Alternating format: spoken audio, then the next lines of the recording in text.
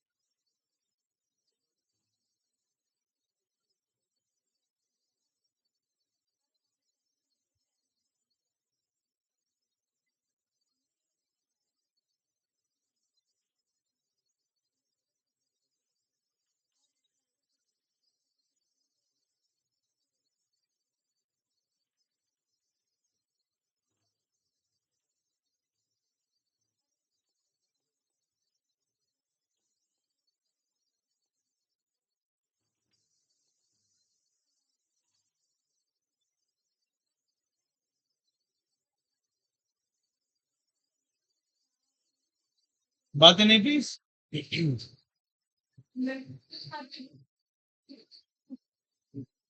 तो भाई rotational motion हम लोग डिस्कस कर रहे थे इसमें।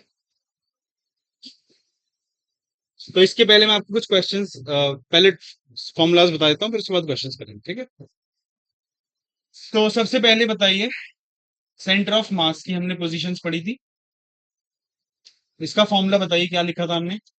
एक्स सी एम बराबर क्या आया था, m1 x1 plus m2 x2 upon m1 + m2, है ना। ऐसे ही वाई सी एम क्या आया था अपने पास, m1 y1 plus m2 y2 upon m1 + m2। और इसके बाद हमने ये भी पढ़ा था कुछ चीजों में, जब यूनिफॉर्म डेंसिटी होती थी, इन दैट केस हमने लिखा था एक्स सी एम बराबर integration of x d m upon integration of d m. ऐसे ही वाई सी एम कितना आया था, integration of y d m upon integration of d m. और जेड सी एम आया था इसी तरह से, integration of z d m upon integration of d m. ठीक है। हमने अलग अलग बॉडीज के सेंटर ऑफ मासेस डिस्कस किए थे। क्या रॉड का बताइए सेंटर ऑफ मास कहाँ होता था, L/2 डिस्टेंस पर, यानी सेंटर पर। ओके, इसके अलावा बताइए एक सर्कुलर डिस्क का कहाँ होता है, circular disc, uniform circular disc, उसके सेंटर पर। यूनिफॉर्म सर्कुलर रिंग, उसके भी सेंटर पर आता है uniform circular ring.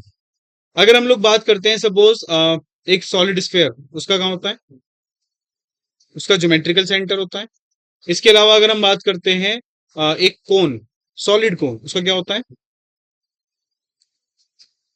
h/4 from the base and 3h/4 from the vertex.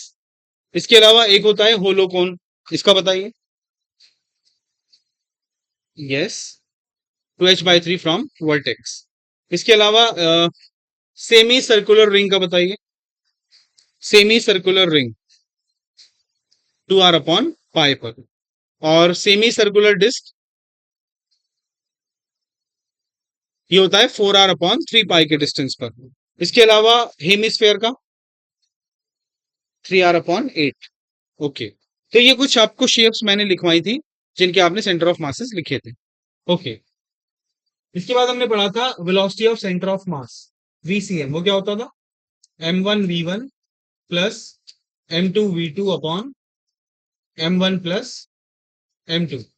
और इसी के साथ साथ एक्सेलरेशन हमने पढ़ा था ACM, m1a1 plus m2a2 upon m1 plus m2, right.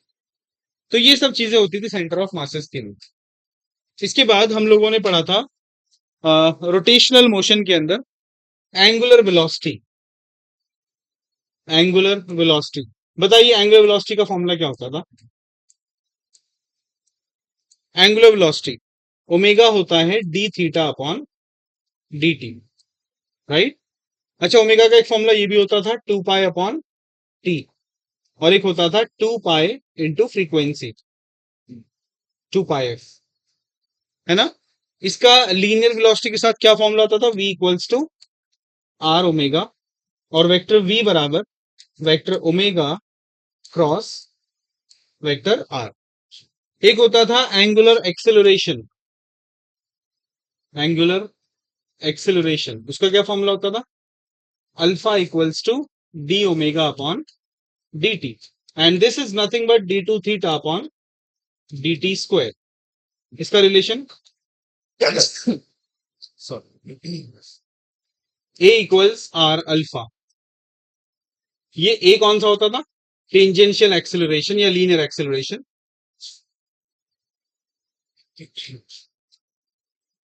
इसके बाद हमने पढ़ा था टॉर्क, टॉर्क का फॉर्मूला बताइए क्या होता था? Tau equals to r cross f. इसका एक और फॉर्मूला आया था अपने पास, आई अल्फा, है ना। Tau equals to I alpha. एक होता था एंगुलर मोमेंटम, एंगुलर मोमेंटम, इसका फॉर्मूला क्या होता था? L equals to r cross p, and इसका दूसरा फॉर्मूला क्या होता था? I omega, right.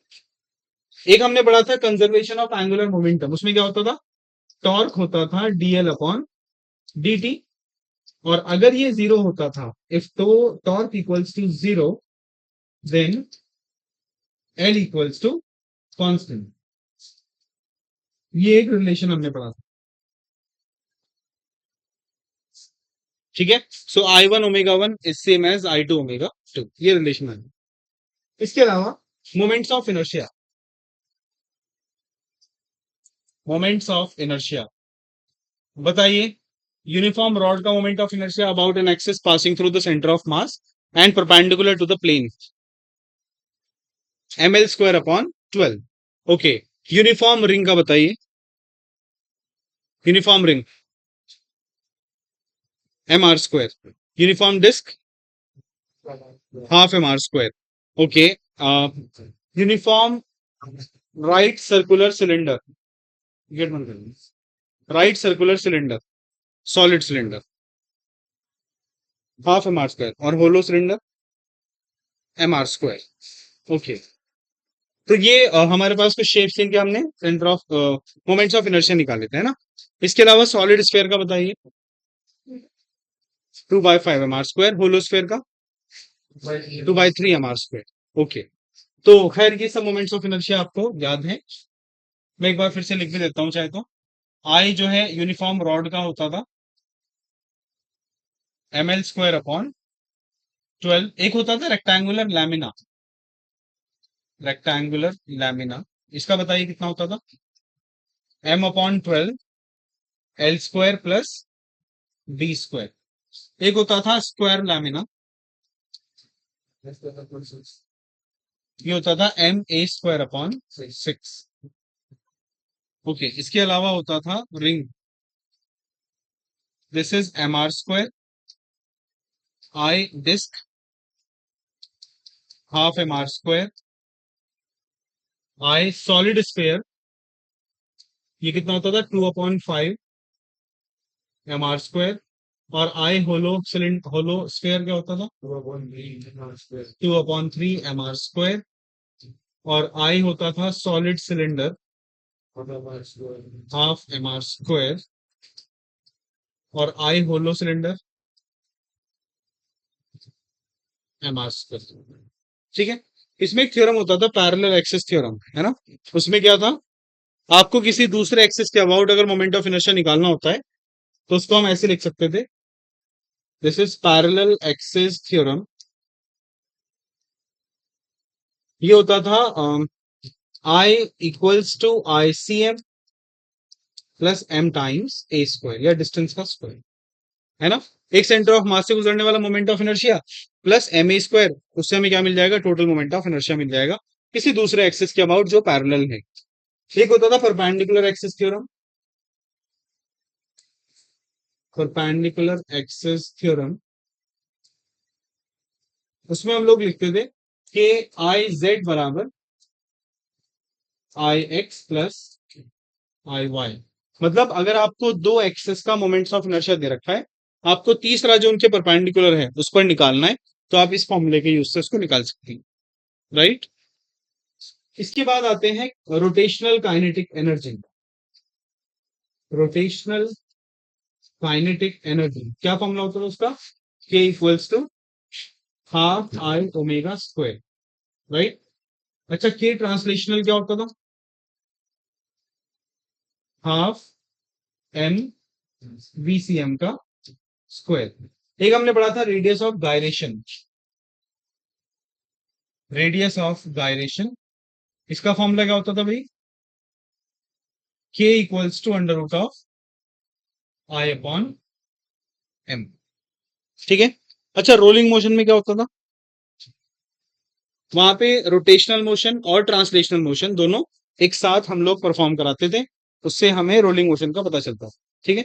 अच्छा, रोलिंग मोशन में सबसे नीचे वाले पॉइंट की वेलोसिटी क्या होती थी, रोलिंग मोशन में 0, बीच वाले की आर ओमेगा और ऊपर वाले की 2r ओमेगा, राइट।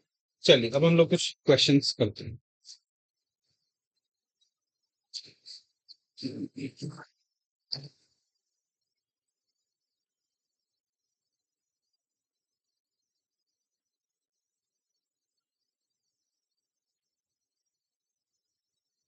देखिए भाई, पहला क्वेश्चन है, ये एक मास है m1, ये कोई दूसरा मास है m2, ये मास है 200 ग्राम का और ये मास है 500 ग्राम, और इसकी जो वेलोसिटी है दिस इज 10 आई कैप। ठीक है, ये इसकी वेलोसिटी है u1, और इसकी वेलोसिटी है सपोज u2, ये है 3i + 5j मीटर पर second. Now the question is find the speed of centre of मास। इसके द्रव्यमान केंद्र की हमें चाल निकालनी है। तो मेरे पास फॉर्मूला था VCM बराबर m1v1 plus m2v2 upon m1 plus m2। तो m1 का वैल्यू कितना हुआ, 200 ग्राम, इंटू v1 का वैल्यू 10 आई कैप, प्लस m2 का वैल्यू 500 ग्राम, v2 का value 3i + 5j upon m1 + m2, तो 200 + 500 कितना हो गया, ये हो गया आपका 2000 आई कैप प्लस कितना हुआ, बल्कि एक काम करते हैं, इसमें से ना 100 कॉमन ले लेता हूँ। देखिए 100 कॉमन आ गया यहाँ से, यहाँ पे कितना बचा 20 आई कैप, प्लस यहाँ से 100 आ गया 5 बचा, तो 15 आई कैप प्लस 25 जे कैप अपॉन 700, ये दोनों कैंसिल हो गए। सो इट इज 20 और 15 कितना हुआ 35, 35 आई कैप प्लस 25 जे कैप अपॉन 7। इसको 7 को ना दोनों के नीचे रख देता हूं मैं। जब ये 35 के नीचे रखा जाएगा तो कितना आएगा? 5। 5 आई कैप प्लस 25/7 जे कैप मीटर पर second. This is the velocity of centre of mass. Okay, इसके बाद देखिएगा, यहां पे ये बोला गया है कि दो मासेस हैं। ये मास कैपिटल एम है, ये कोई दूसरा मास है, ये है 5m। ठीक है। नाउ इट सेज कि इनके जो रेडियाई हैं वो r और 2r है।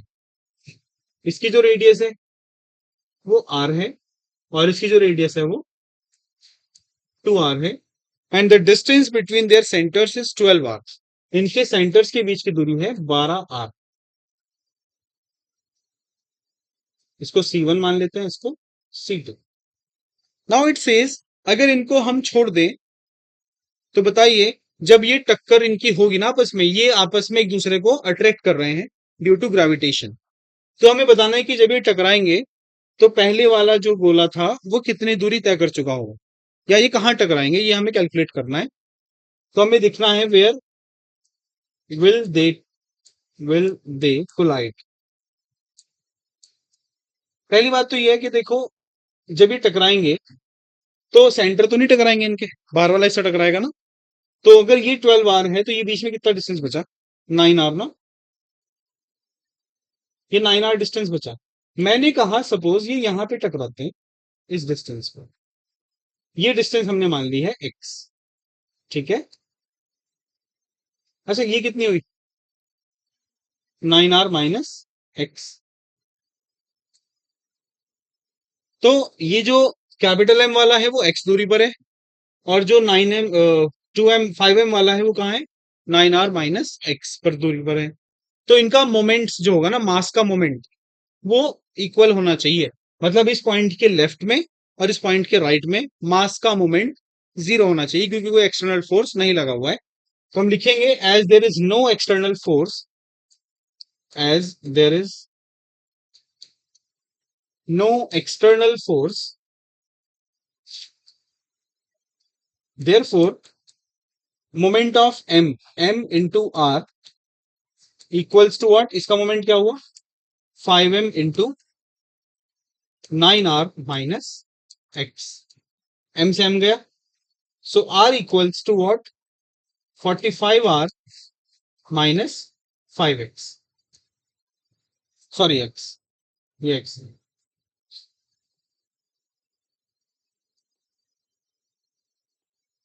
ठीक है। तो ये मिला के कितना हो जाएगा? 6x बराबर 45r, या x इक्वल्स कितना हो जाएगा? 45r upon 6। तो कितना आ जाएगा? 7.6, 7.5, 7.5r लगभग। ठीक है।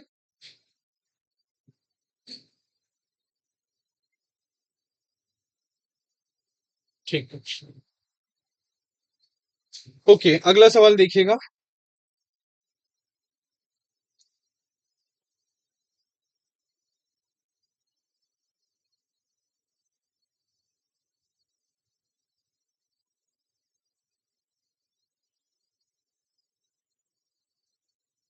ये कार्बन मोनोऑक्साइड है, कार्बन मोनोऑक्साइड, CO जिसका फॉर्मूला होता है। तो ये है C यहाँ पे, ये है O। ठीक है। इसने बोला है कि इनके जो सेंटर्स हैं उनके बीच की दूरी 1.1 एंगस्ट्रॉम है। मतलब कि ये है एक तो, और एक ये है। इनके बीच की दूरी है कितनी? 1.1 एंगस्ट्रॉम। नाउ इट सेज अगर इनके मासेस 12 AMU और 16 AMU है, इसके मास कितना है? 12 एटॉमिक मास यूनिट और ये 16 AMU। नाउ इट सेज बताइए इसका सेंटर ऑफ मास कहां होगा? तो आप एक काम करो, यहाँ पे एक्सिस बना लो। यहाँ पे हमने एक्सिस बना ली है। तो बताइए इसके कोऑर्डिनेट्स क्या होगा? 0 0। इसका क्या हुआ? 1.1 कॉमा 0। ठीक है। बताइए इसका सेंटर ऑफ मास XCM क्या होगा? M1 यानी 12 इंटू 0 प्लस 16 इंटू 1.1 अपॉन कितना हुआ 12 प्लस 16, तो कितना हो जाएगा ये 16 और एक 17, 176 यानी 17.6 अपॉन 20। इसको डिवाइड कर लीजिए, आपका आंसर आ जाए। ठीक है, चलिए नोट कीजिए।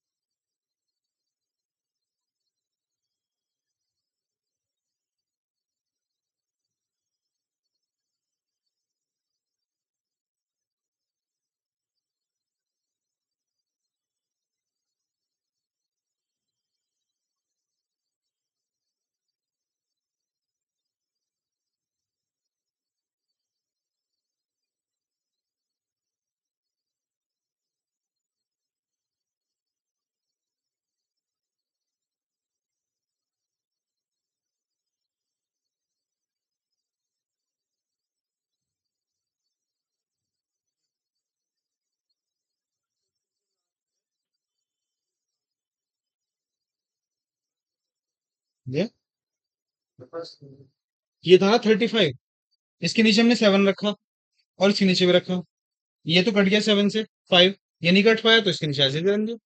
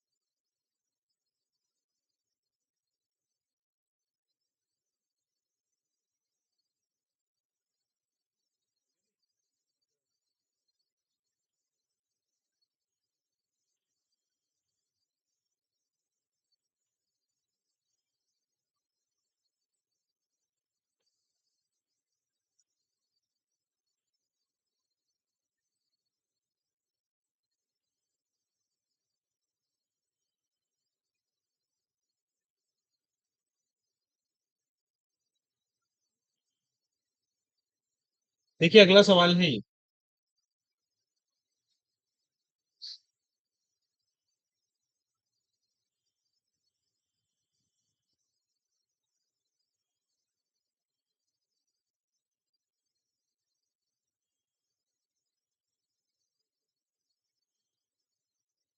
इसमें बोला गया है कि एक समान मोटाई की स्याही से बनी हुई संलग्न आकृति को देखिए। ये एक फिगर बना हुआ है। ये किसी स्याही से बनाया गया है। अंदर बने दोनों वृत्तों में से प्रत्येक तथा दोनों रेखाखंडों में प्रत्येक m द्रव्यमान की स्याही से बना है। मतलब इसका मास m है, इसका मास भी m है। इसके बाद बाहरी वृत्त 6m द्रव्यमान की स्याही से बना है। ये 6m मास का है। आकृति के विभिन्न भागों के केंद्रों के निर्देशांक इस प्रकार हैं। जो बाहरी वृत्त है 0 0, अंदर का बायां वृत्त, ये जो बाहर वाला है ना, इसका सेंटर ऑफ मास कहाँ है? 0 0 पर। उसके बाद अंदर का बायां वृत्त, ये वाला जो है, इसका सेंटर ऑफ मास है -a, पर। जो दायां वृत्त है इसका a, पर है। इसके अलावा रेखाखंड, खड़ी रेखा जो है, इसका सेंटर ऑफ मास 0 0 पर है।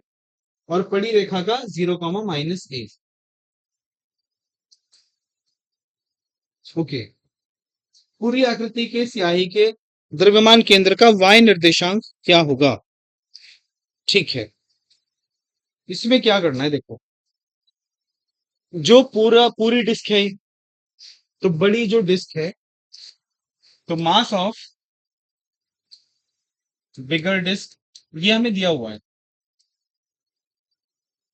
This is 6m। ठीक है।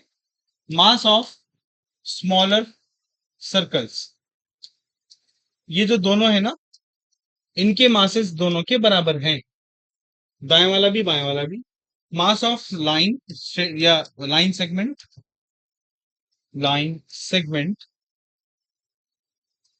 ये भी कितने हैं? m। द क्वेश्चन हमारा ये था कि find y coordinate of centre of mass, right. अब सबसे पहले देखिएगा कि इनके कोऑर्डिनेट्स क्या हैं। पहले मैं बात करता हूं हॉरिजॉन्टल लाइन की। हॉरिजॉन्टल लाइन की, इसका सेंटर ऑफ मास कहां पर है? 0, -a। इसके बाद वर्टिकल लाइन, ये वाली जो खड़ी रेखा है, इसका 0 0 पर है। तीसरा राइट सर्कल, जो राइट में है सर्कल, उसका सेंटर ऑफ मास ये कहां पर है? a, और लेफ्ट सर्कल, इसका centre of mass -a, a। और बिगर सर्कल, इसका सेंटर ऑफ मास कहां पे? 0, 0। ठीक है। बस इनके मासेस, इनके तो मासेस सेम है। इसका मास भी m है, इसका भी m है, इसका भी m है, और इसका भी m है, इसका 6m है, राइट। अब ये बताइए YCM का फॉर्मूला क्या होता था? भाई m1y1 plus m2y2 plus so on, कितने हैं देखना था? 1 2 3 4 5, 5 है ये। तो कहां तक जाएगा ये? m5y5 upon m1 plus m2 plus so on m5। तो पहला मास क्या है? m1, हॉरिजॉन्टल लाइन का मास m है ना। इनके मासेस भी मैं साथ साथ देता हूं, लाइन दोनों है, m मास की है। तो m multiply by centre of मास का है -a, प्लस दूसरा मास m2m, इसका सेंटर ऑफ मास 0, प्लस तीसरा मास m, इसका centre of mass a, plus चौथा मास m, और इसका centre of mass a, plus छठा मास 6m, और इसका centre of mass 0, divided by m plus m plus m plus m, then plus 6m, right. इसको simplify करिए, कितना आएगा देखो, -ma plus 0 plus M a upon 1 2 3 4 और 6 10। तो एक एम ए से तो एम ए कट गया, तो ये बचा m a upon 10 m. M से एम कट गया, तो कितना आया ए अपॉन। ठीक है, चलिए नो।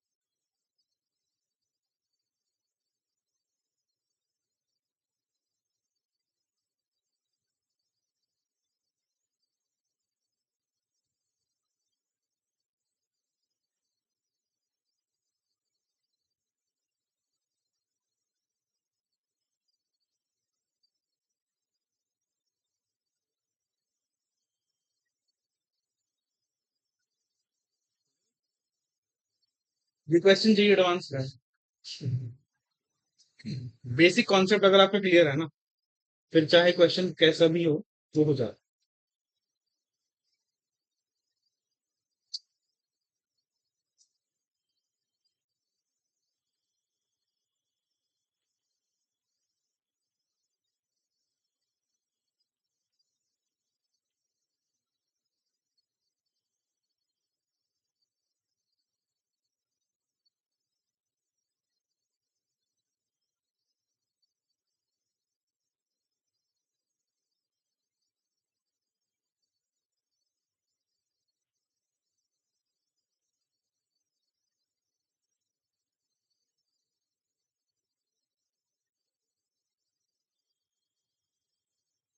चलिए एक क्वेश्चन आप लोग ट्राई कीजिए, मैं क्वेश्चन लिख देता हूँ।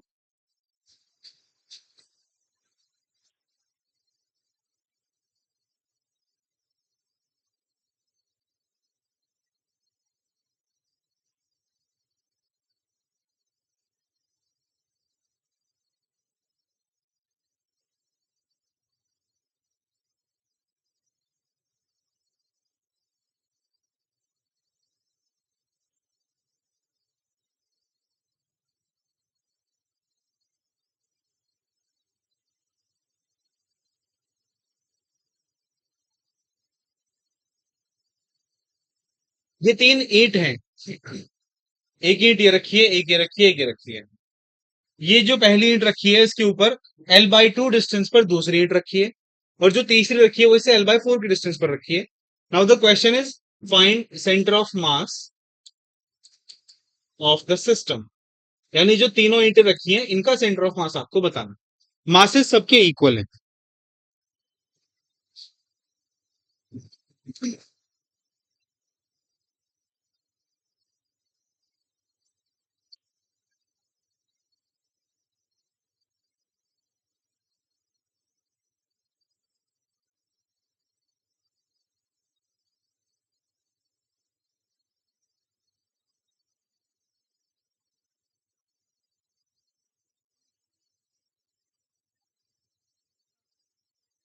वर्टिकल पे, वर्टिकल पे नहीं देखना, एक्स एक्स के लिए देखना। थिकनेस हम बहुत छोटी मान रहे हैं।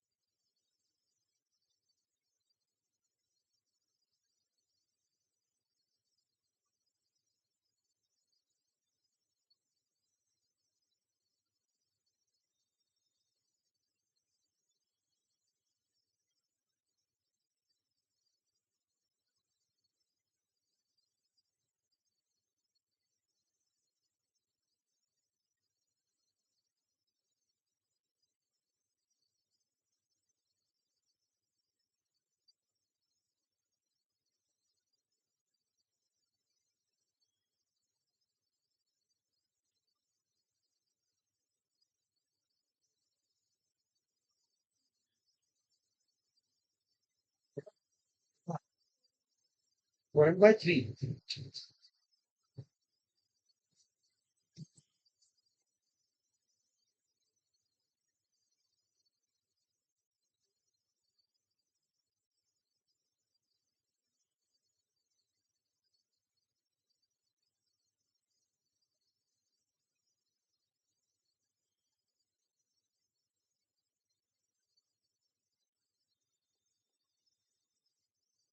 देखिए सबसे पहले ये बताइए, जो पहली रॉड है उसका सेंटर ऑफ मास कहाँ है? यहाँ पे होगा। हाँ 11/2, यस। इसका सेंटर ऑफ मास कहाँ पे? L/2 पर। इसका कहाँ पे होगा? देखो इतनी L/2 है तो ये भी L/2 है, यानी इसका सेंटर ऑफ मास कहाँ है? यहाँ पे। और ये क्या है? L। अब इसका सेंटर ऑफ मास कहाँ होगा? इसका अपने L/2 पर होगा। ये डिस्टेंस कितना था यहाँ पे? L/4 है ये। तो L/4 ये है, L/2 ये है, और आगे कितना बचा फिर? L/2। So this is what L/2 plus L/4 plus L/2। So this is what L plus L/4, that will be 5L/4।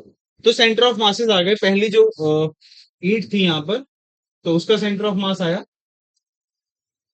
L/2 comma 0, second वाले का L कॉमा 0, और थर्ड वाले का 5L/4 कॉमा 0। अब हमारे पास XCM का फॉर्मूला था M1x1 plus M2x2 plus M3x3 upon M1 plus M2 plus M3, ml/2 plus ml plus 5ml/4। So ml/2 plus ml plus 5ml upon 4 divided by 3m। ठीक है, इसका LCM ले लीजिए, कितना आएगा? 4, कितना हुआ? 2ml plus 4ml plus 5ml divided by 3m 11 ml upon 12 m, ये कट जाएगा, so it is 11 l upon 12। ठीक है,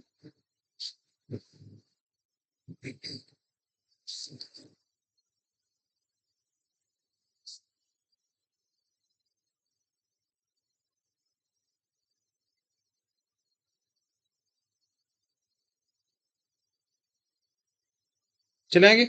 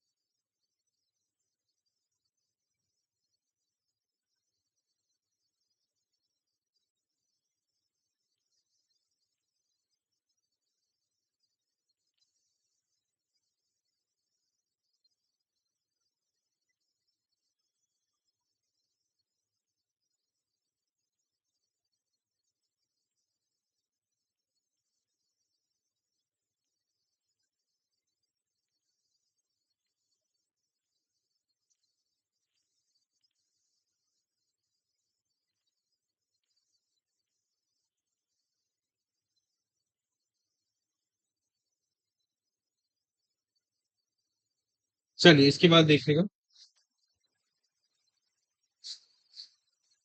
क्वेश्चन है कि एक मोमेंट ऑफ इनर्शिया दिया हुआ है किसी पहिए का 5 × 10⁻³ किलोग्राम मीटर स्क्वायर। ये कोई पहिया है जिसका मोमेंट ऑफ इनर्शिया ये हमें गिवन है, और इसने कहा कि ये पहिया 20 चक्कर प्रति सेकंड की दर से घूम रहा है, यानी इसकी जो फ्रीक्वेंसी है वो दे रखी है 20 साइकिल्स पर सेकंड। नाउ इट सेज इसे 20 सेकंड में रोकना है तो कितना एंगुलर एक्सेलरेशन चाहिए, तो इसको 20 सेकंड में क्या करना है, हमें रोकना है। तो अल्फा क्या हो, ये पूछा है इसने। ठीक है, अब ये बताइए जो एफ है फ्रीक्वेंसी है उससे आप क्या निकाल सकते हो, ओमेगा। ओमेगा का फॉर्मूला क्या था, 2πf। तो ओमेगा निकाला मैंने, omega not basically this is 2πf which is 2π × 20, कितना आ गया, 40π। This is your omega not. जब आप इसको रोकेंगे तो क्या होगा, omega equals to omega not minus alpha T, है ना, रिटार्डेशन कर रहे हैं आप इसमें। तो omega is what, 0, omega not is 40π minus alpha times 20, या 20 alpha equals to what, 40π। So alpha का वैल्यू कितना हुआ भाई, 2π radian per second square, 2π radian per second. अगला सवाल,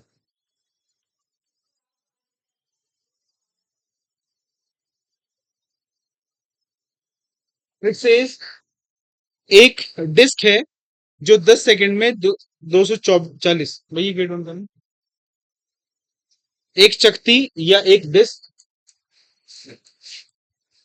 इसने बोला है कि 10 सेकंड में 240 चक्कर प्रति मिनट का कोणीय वेग प्राप्त कर लेती है, मतलब कि t बराबर है 10 सेकंड और u यानी ओमेगा नॉट है 0, और बाद में जो इसकी फ्रीक्वेंसी है वो 240 चक्कर प्रति मिनट।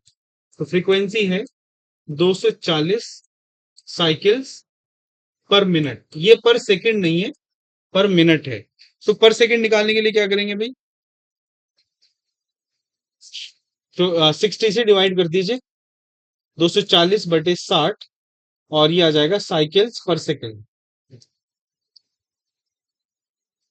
तो दैट इज 4, तो 4 साइकिल्स पर सेकंड या 4 हर्ट्ज। ठीक है, अच्छा ओमेगा क्या होगा, 2πf, omega is 2πf which is 2π × 4, and this is what, 8π radian per second. अब हमारे पास फॉर्मूला है omega equals to omega not plus alpha T, omega का value 8π, omega not is 0, plus alpha T का value 10। So 8 pi upon 10 equals to alpha, या alpha बराबर 4 pi upon 5 radian per second square. ठीक है, 4 pi upon 5। Okay, देखिएगा question. अब इसमें बोला जाता है कि एक तो है ठोस गोला यानी सॉलिड स्फेयर, और दूसरा है डिस्क। इसका मास m है और इसका मास भी सेम है m। अच्छा चलो, मैंने आपको ये बात लिखवाई थी कि जब एक ठोस गोला और एक चकती यानी कि डिस्क दोनों एक साथ ऊपर से लुढ़काए जाते हैं तो उनके टाइम टेकन किस में ज्यादा होगा और उनका रेशो क्या होगा। एक बार सॉल्व करके बताइए क्या है। क्वेश्चन लिख लीजिए, चाहे मैं बोल दे रहा हूं। A disk and a solid sphere, a disk and a solid sphere of same mass, a disk and a solid sphere of same mass and same radii, same mass and same radii are rolling without slipping, are rolling without slipping along, rolling without slipping along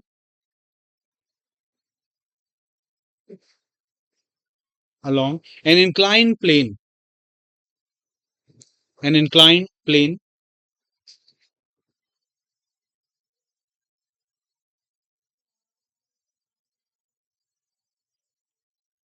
along this inclined plane of same height, of same height. Find the ratio of their, find the ratio of their times, find the ratio of their times to reach the bottom, to reach the bottom.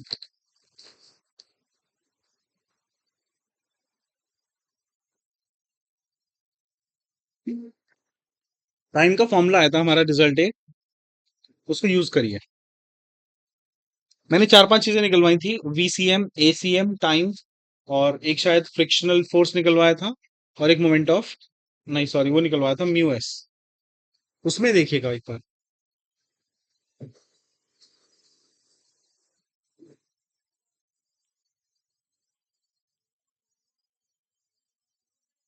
चलिए try कीजिए इसको please.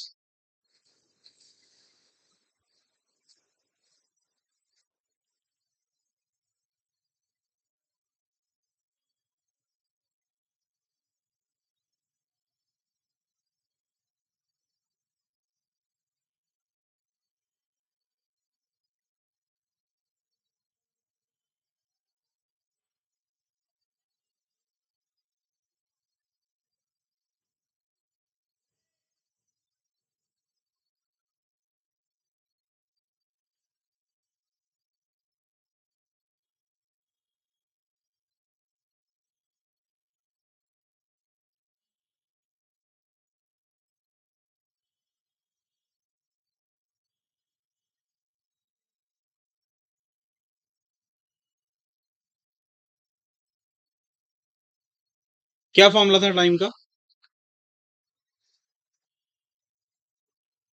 बताइए।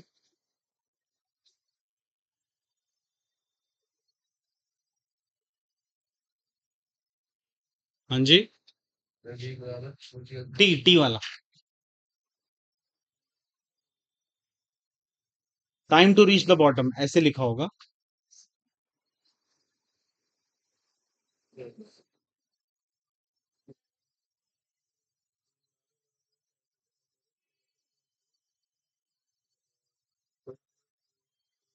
Are square है ना, तो 1/sin θ √2h/g 1 + k² r²। अब आपको ये करना है कि एक जो आपके पास डिस्क है, एक आपके पास सॉलिड स्फीयर है।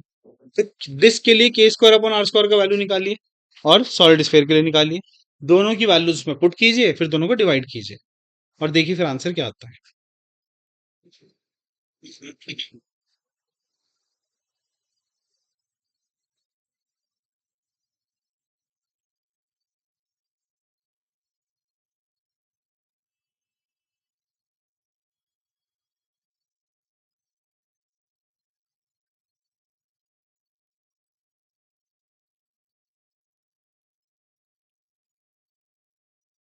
बताइए कितनी वैल्यू आ रही है।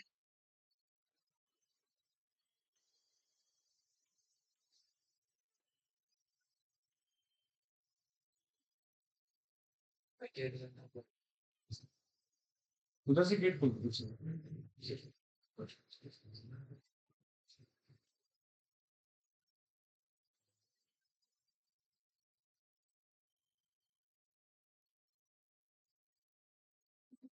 आए नहीं किसी का आंसर।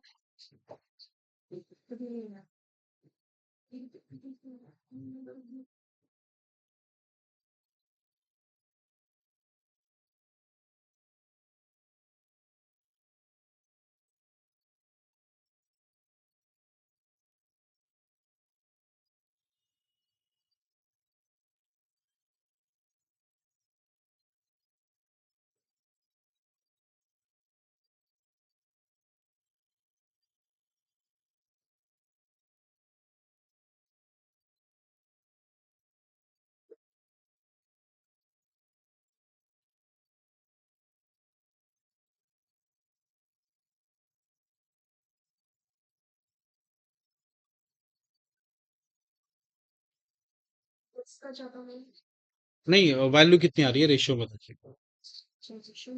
हाँ रेशियो निकालना है आपको। नहीं, sphere is to disc.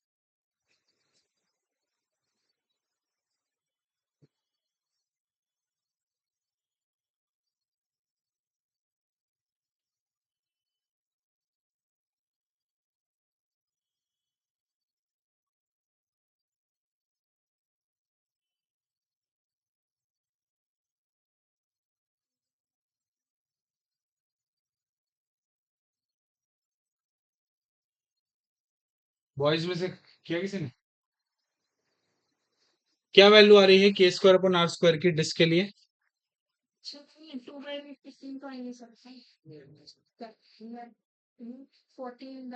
Yes, it is √14 upon √15। ठीक।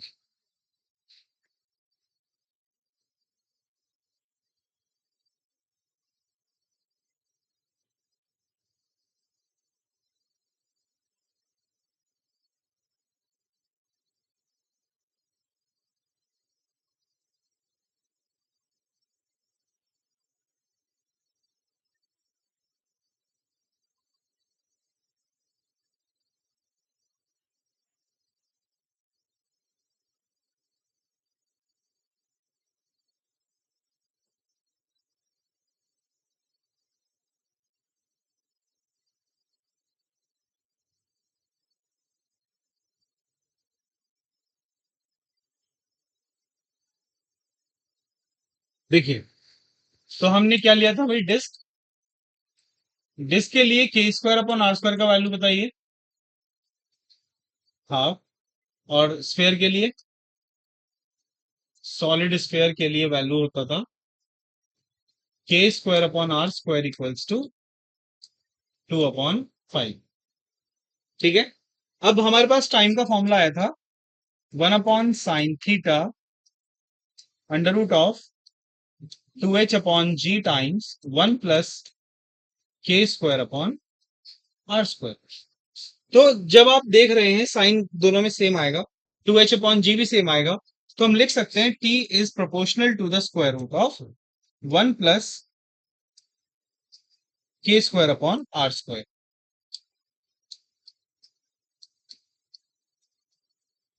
ठीक है। अच्छा, time solid sphere upon time disc, this will be what, √of 1 + disc का कितना था, सॉरी सॉलिड स्फेयर का 2/5 upon 1 + 1/2। So that is the square root of 7/5 divided by 3/2, ये ऊपर जाएगा, सो इट इज √14/15,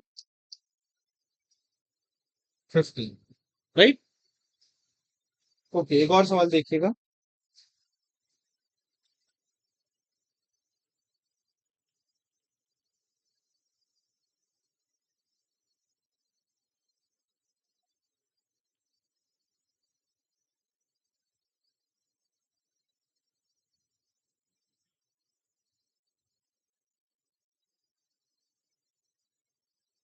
एक रॉड है, इसकी लेंथ है L, इसमें कहा गया है कि इसके एक एंड से L/4 दूरी पर एक एक्सेस है, ऐसे इसके अबाउट इसको घुमाया जा रहा है। तो बताइए इस एक्सिस के अबाउट इसका मोमेंट ऑफ इनर्शिया क्या होगा। से दिस इज ए बी, आपको निकालना है आई ए बी। चलिए इसको ट्राई कीजिए।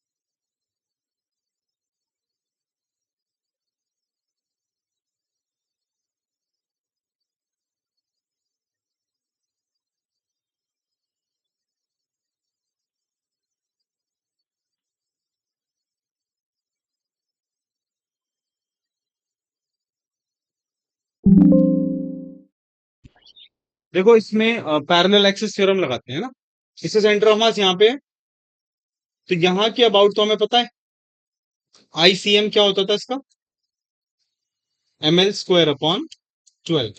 अच्छा ये दूरी कितनी है यहाँ से यहाँ तक, ये L/4 है, ये L/2 है, ये भी L/4 हो गई, है ना। तो अब आई ए बी जो हम निकालेंगे, this is what ICM plus mass into distance का स्क्वायर। डिस्टेंस क्या है, L/4 का square. So ICM is mL² / 12 plus mL² / 16। क्या है इसका एलसीएम 48, तो 4mL² plus 3mL², that is equal to 7mL² / 48।